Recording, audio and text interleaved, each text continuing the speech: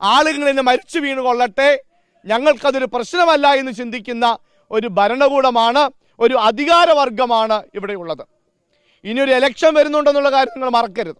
ഈ കാട്ടുപോത്തും ഈ പന്നിയും ഈ ആനയൊന്നും നിങ്ങൾക്ക് വോട്ട് തരില്ല. ഇവിടെയുള്ള മലയോര കർഷകനാണ് ഇവിടെ വോട്ട് ചെയ്യുന്നതെന്ന് മറക്കാതിരിക്കുക. അതുകൊണ്ട് ഈ പ്രശ്നങ്ങൾക്ക് അറുതി വരുത്താൻ നിങ്ങൾ കഴിയുന്നില്ലെങ്കിൽ വോട്ട് ചോദിച്ചിട്ട് ഒരുത്തനും ഇങ്ങോട്ട് വരണ്ടെന്ന് പറയാൻ ഈ അവസരം ഞങ്ങൾ ഉപയോഗപ്പെടുത്തുകയാണ്. മനുഷ്യന്റെ രക്തം വീഴ്ത്തിയിട്ടുള്ള ഒരു കാര്യവും ഇവിടെ ഉണ്ടാകാൻ പാടില്ല. ഇതിന് അറുതി വരുത്തണം.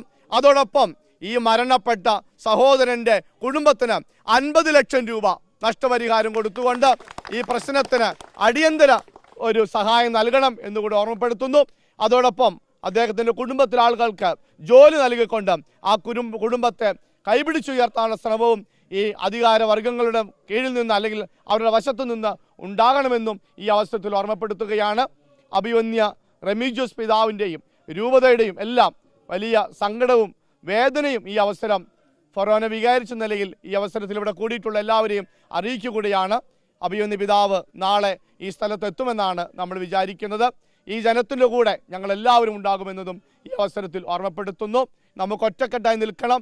ഇവിടെയുള്ള വന്യമൃഗങ്ങൾ ഏറ്റവും അവസാനത്തതും വനത്തിൽ തിരിച്ച് കയറുന്നതുവരെ നമ്മുടെ പ്രതിഷേധം തുടരണം എന്നതാണ് ഈ അവസരത്തിൽ നമ്മൾ ആവശ്യപ്പെടുന്നതും ആഗ്രഹിക്കുന്നതും. എല്ലാവിധ ആശംസകളും അല്ലെങ്കിൽ എല്ലാവിധ അനുഗ്രഹങ്ങളും നേരുകയാണ് ഈ സമരത്തിന്. ഇത് ഒറ്റയടി കൊണ്ട് അല്ലെങ്കിൽ ഒറ്റ രാത്രി കൊണ്ട് തീരേണ്ട ഒരു പ്രതിഷേധമല്ല. ഈ പ്രതിഷേധം അവസാനം അതിൻ്റെ ലക്ഷ്യം കണ്ടതിന് ശേഷം മാത്രമേ നമ്മൾ നിർത്താൻ പാടുള്ളൂ എന്നതും ഈ അവസരത്തിൽ പറയുകയാണ്. Thank you.